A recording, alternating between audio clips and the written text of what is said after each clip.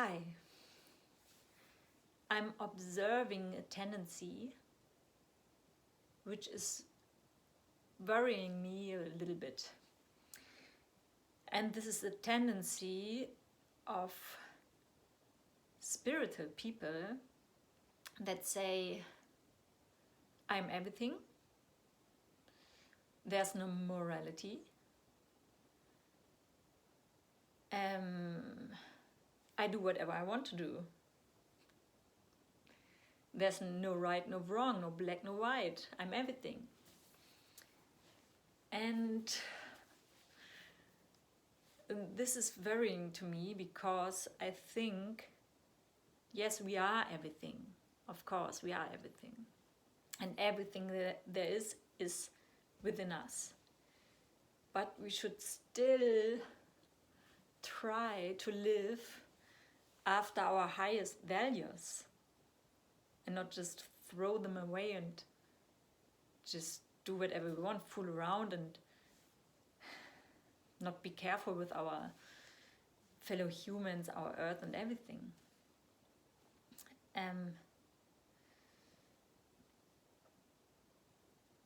Of course, it is not good to blame ourselves for being egoistic or something if we just are like this. And it's not good as well to suppress it, those feelings, to say, no, I'm not egoistic, I'm only good with others, or something similar.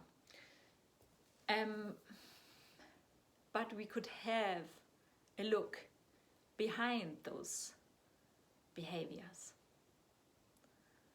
Why are we acting like this? What is our fear behind this behavior? I give you an example.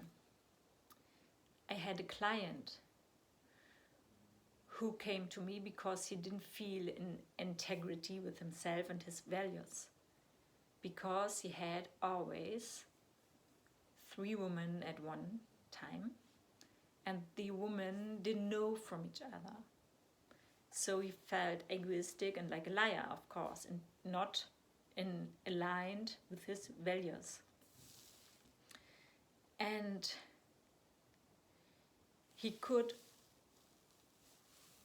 start to heal himself and this behavior when we looked behind this behavior, when we looked what's the fear that's driving this behavior, what's the fear behind it. And in his case, it's been the fear of abandonment, because his mother, when he was young, wanted to work as well as being a mother and gave him a lot to his grandmother and another woman, a nanny. And he felt abandoned by his mother. He felt abandoned, and at the same time, to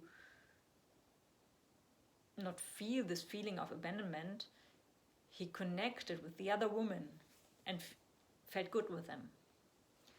And at the same time, he didn't feel good to do this against his mother. Yes, and this coping mechanism he took with him into his grown-up life. So he had those women now, all those women at once, because he was so afraid of being abandoned. So if one of them would abandon him, he would still have 2 others and the time to look for another 3rd one.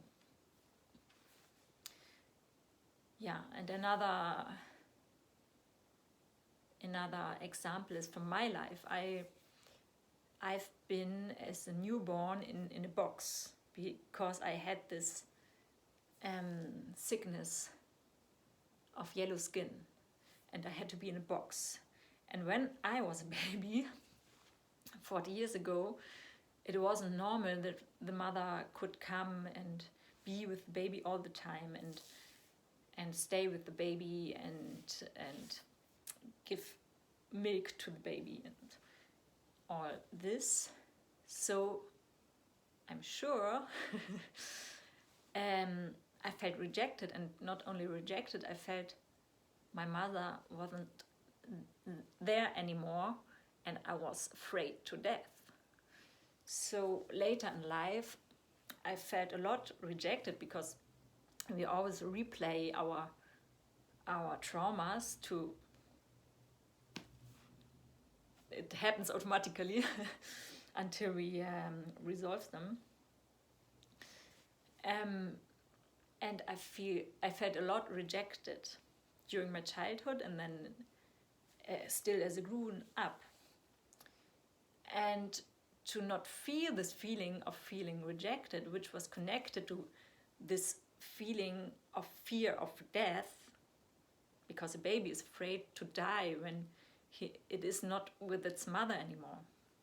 So this feeling of being afraid to death was still somewhere in my body.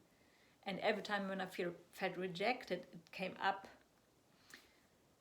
So what I did, my coping mechanism, was to go into arrogance.